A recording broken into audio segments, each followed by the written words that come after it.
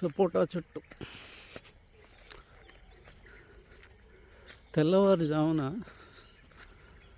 అలా తోటల్లోకి వస్తే ఆ ప్రకృతి, ఆ గాలి, రంగులు మారిన ఆకాశం, అప్పుడే గూట్లో నుంచి లేచిన పక్షుల కిలకిలారావాలు,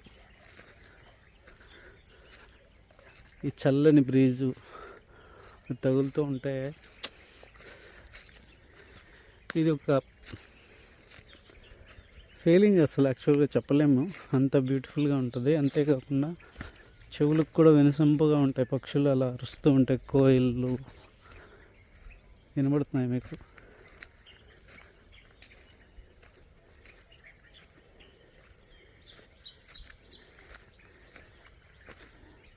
మేము చిన్నప్పుడు ఆడుకున్న ఉయ్యాల చెట్టు ఇది.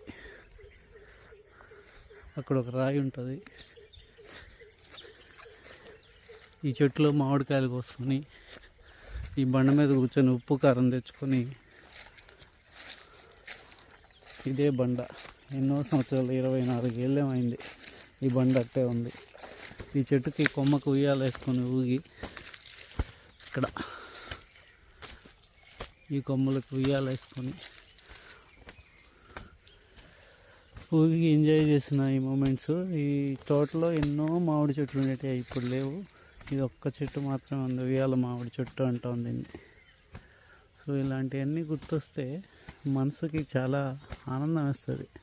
సుమారు 15 సంవత్సరాల తర్వాత ఈ తోటలోకి రావడం, మా చిన్నతనం అంతా ఈ మామిడి చెట్టుతోనే గడిపాం.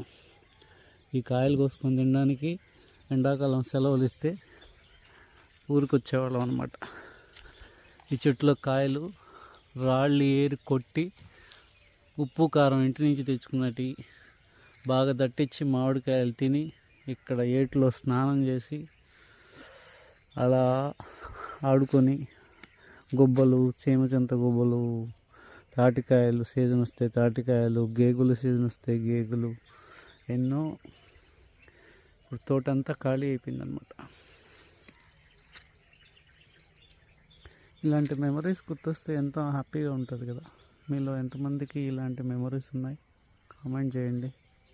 మీకు ఎలా అనిపించిందో కూడా కామెంట్ ద్వారా తెలియజేయండి. థ్యాంక్స్.